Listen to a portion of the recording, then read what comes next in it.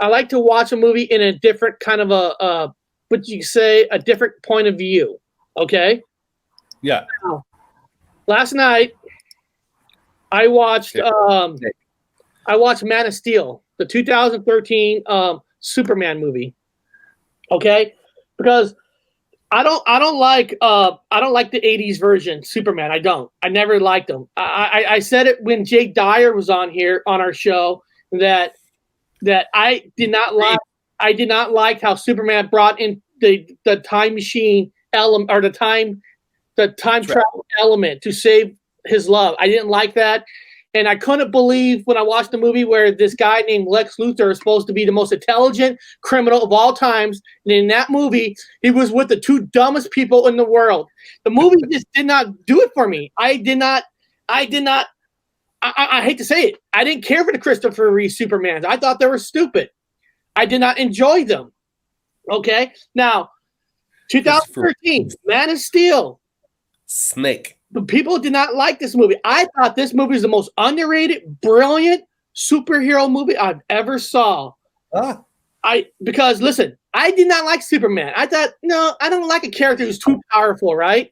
When I saw Man of Steel, it was like going back to the basics of what a person would be really like living in this world. Okay. Now, saying that, man was boring. No, man was that boring. No. Fucking Man of Steel was not fucking boring. It's the best superhero movie ever made. Now, Bob, first of all, let's create this movie. Watch this movie differently. Watch it through like it's a Mandela effect style kind of a movie, okay? I'll watch it. Okay? Right on my list. Mandela effect kind of a story, right? Okay. Because all the things we've learned, Bob, like this. Krypton, you could look at these people from another race as like the lost tribe of the United States of America, or not the United States, of Earth. They're the lost tribe. Now, let's say that Krypton people are actually just a lost tribe of Earth.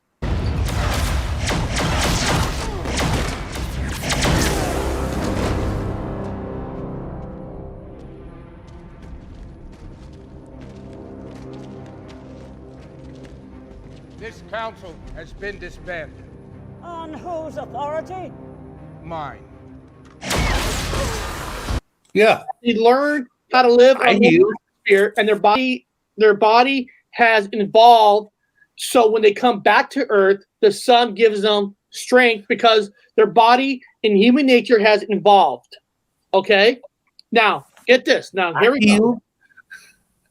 Well, and start right off the bat. The S symbol is a symbol that means a lot to Bob because this symbol in the Mandela effect kind of a world changed for you.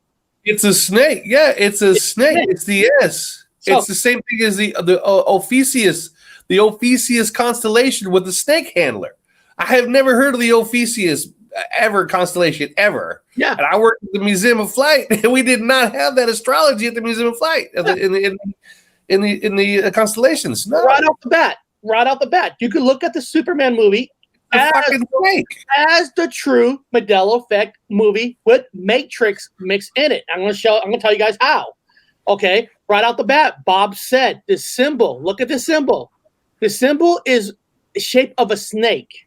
Snake. And the movie secret knowledge. And remember, the movie says the S is not the letter S for Superman. It's really hope.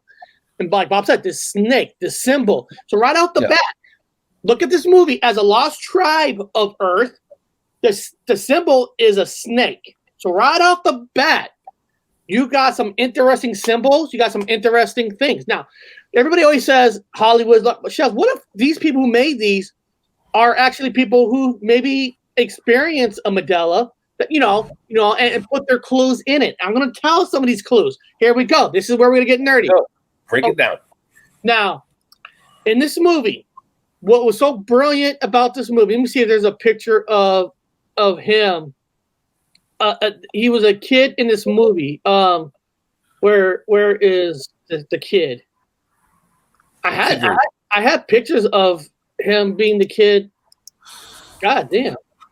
You know how I hate it when maybe I'm having a Mandela effect that it changed on me. Okay. But okay, I call it the douchebag effect. There's a scene in the movie. Now, this is, of course, that's his dad playing. There's a scene in the movie, right, when he's like 8, 9 years old.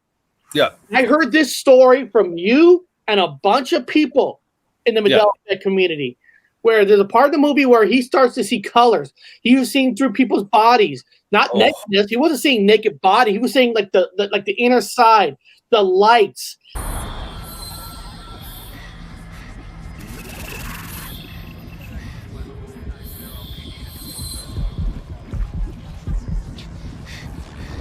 Lights and everything. Now, Bob, you told me in 2016 that when you woke up to the world, you start to see lights. Now, this kid was already 9 years old. He wasn't like a baby learning the atmosphere. He was waking up. So think about a lost tribe. He was waking up like a Mandela effect. I don't know if you remember that scene. Remember, you guys got to watch this movie again. Watch it through the eyes like he's waking up to the Mandela effect, because like Bob, I heard this from you. I heard it from a bunch of people. He start to see lights and colors. Seeing things. Now, did you not say that before? Oh my God, the fluorescents were insane, man. I always, people say, well, can you give me, it was so bad for you. Remember, it was so bad for me, guys. I had to go to the hospital, the VA hospital, and these are prescription. Okay, these are prescription. I'm not being cool. These are not fucking being cool. I don't like wearing glasses.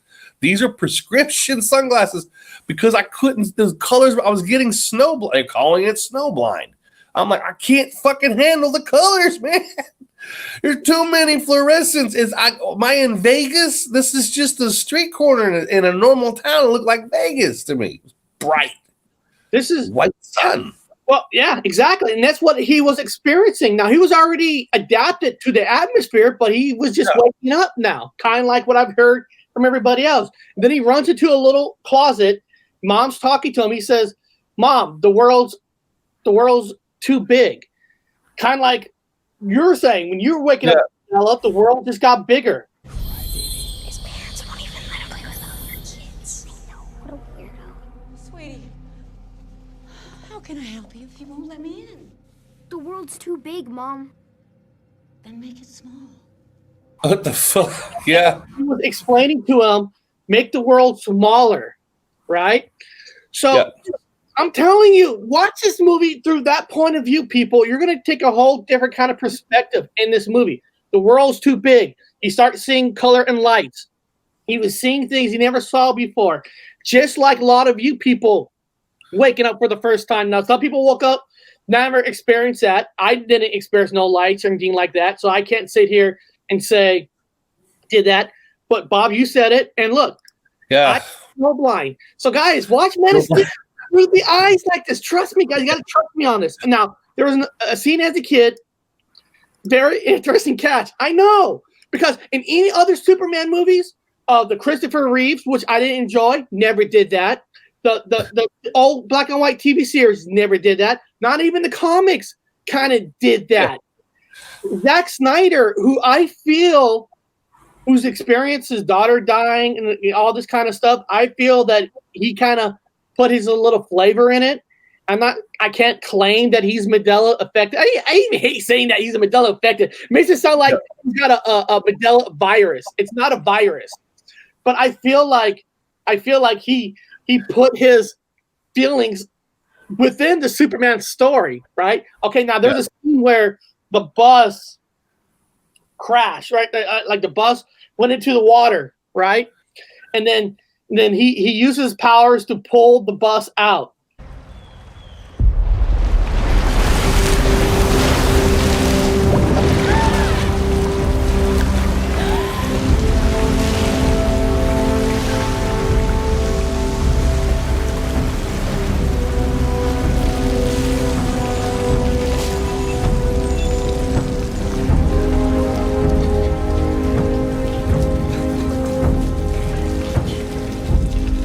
Now, one of the kids saw him do it, told the mom, right? And the mom went into their farmhouse, was talking to Clark Kent's dad. And then instead of like saying, who's this amazing kid? God, it was a gift from God. There's the God stuff. It wasn't It wasn't all powerful and did great things. It was because God did it. It was an act of God, Jonathan. This was providence. It's like the same thing I've seen here. I've seen it here in the Mandela Effect community. Dude, Bob, we had a co-host for a while that was on our show for a month. Yeah. But I got a little bored with him because everything that he was saying, the reason was God. Was God. Well, he didn't know anything changed. He was asking me off camera, "Hey man, what do you think's changed in here?" And I said, "Don't you know? I thought you read it for a year." And go, no, oh, well, let me tell you what's changed in here. And I was he writing this shit down. Next thing you know, the fucker saying all the shit I told him. I was like, "Oh, he didn't fucking know." What I'm saying is, it happens in the movie too, where greatness. But instead of bracing on this guy waking up, helping out people, they say God did this, and I see it on YouTube. I see it in the world. So the movie was examining everything perfectly, like it was real life, right? Now, I know. I told you guys I'm getting a little nerdy here. Now, what changed? You don't know? I thought you're supposed to know. I thought you were part of the community that knows. You don't know a damn thing, do you?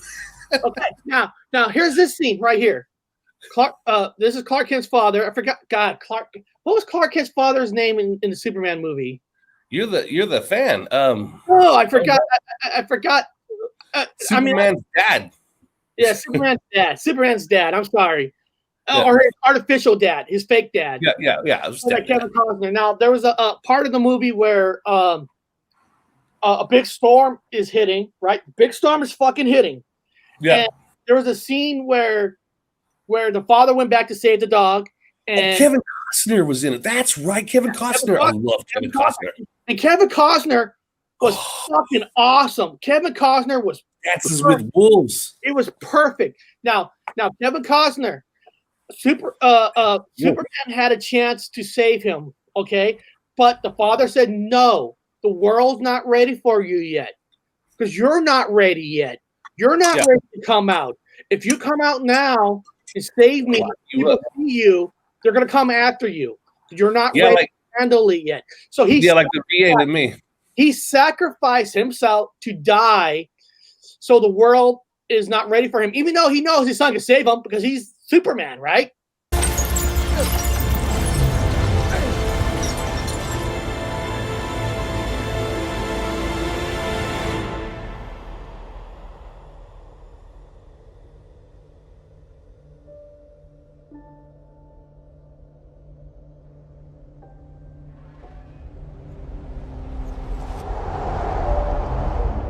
Yeah.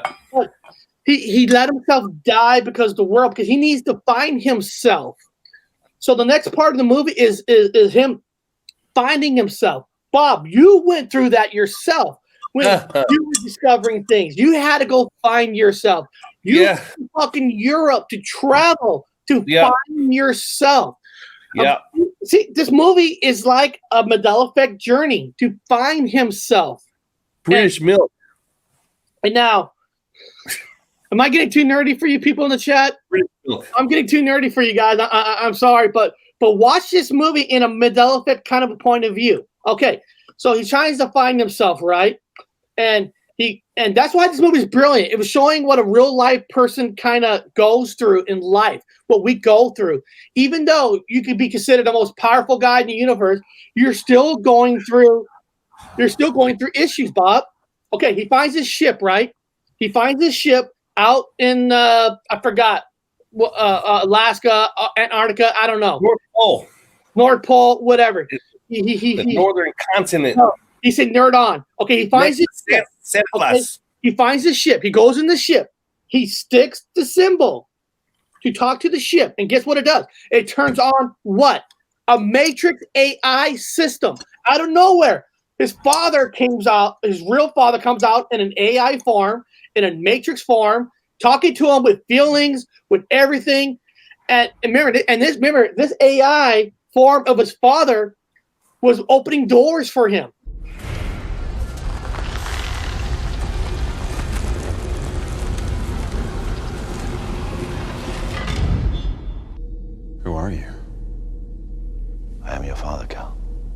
me, man. That don't like your Mandela effect. They don't like it because I fucking know way more than they. I see the changes all the. I fucking tell you the anatomy, and they're like, huh? Right here, exactly. These enemies are not all truthers, the extreme truthers that are trying to understand the Mandela effect, because there was a scene in the movie where this guy, his mask got like damaged and he couldn't understand how to breathe. Then he didn't really understand the Mandela effect because he was just an extreme truther that it's a fake, that it's a fraud, that's just trying to pretend that he's with the community. We've all been through it. We've all been going through this. All of us. Okay. Now, there was a scene in the movie where he actually did go to a priest. He did go to a priest, not a normal crazy person that the answer to everything was God. A priest was like, should I turn myself in? And then the priest tells him, before you need to take a leap of faith first. Sometimes you have to take a leap of faith first. The trust part comes later. First. The trust will come later. And that's exactly what most Mandela Effect true channels go through. You're doing the channel, you're doing the show, and you know people aren't going to believe you. You know people are going to say you're a phony, you're a fraud, you're a fake. But you know, if you keep your guns, you keep to your truth, you're true to yourself, you're true to your show, the truth will come later. Yeah. Nobody. I'm like trying to explain to people. I always invite early. I tell people, okay, the God thing. I get it, man. I'm with that too. But God teaches you how to ride the bike. That means you do it. God don't fucking do shit for you. He hasn't done anything since you were a kid. He ain't gonna do anything now. You're gonna do it. Teaches you. Gives you the tools to do it. Gives you the tools. This real preacher was using. You do it. This real preacher was actually using the Bible to help him to say, take a leap of faith, not where people are not a priest or all says, oh, it's all God's doing. No, he's like, no, you're doing it. Faith. That's what I'm saying. How this movie, watch it through the way I'm telling you on how to watch this movie. Okay, so he has to defeat these extreme truthers. Like, get the fuck out of here. You're pretending you can see what I'm seeing. You're just here to take everybody, say, follow me, we're the leaders, because they weren't trying to compromise with Earth. They're just there to destroy everything. We see that on YouTube. You see that in real life. People are trying to destroy what you're trying to do. Okay? Now, the government. Now, what I like about this movie, at the end of this movie, Bob. Yeah. In the Christopher Reeves one, the ones I don't respect, if you remember if you remember, Superman took the top of the White House, put it back, and now the president trust him. He's the best guy in the whole world. In this movie, first of all, he destroys almost all of New York. Dude, 9/11 doesn't have nothing on this movie, because in this one, all the buildings they fucked over, all the people that they killed. Now, if that was America,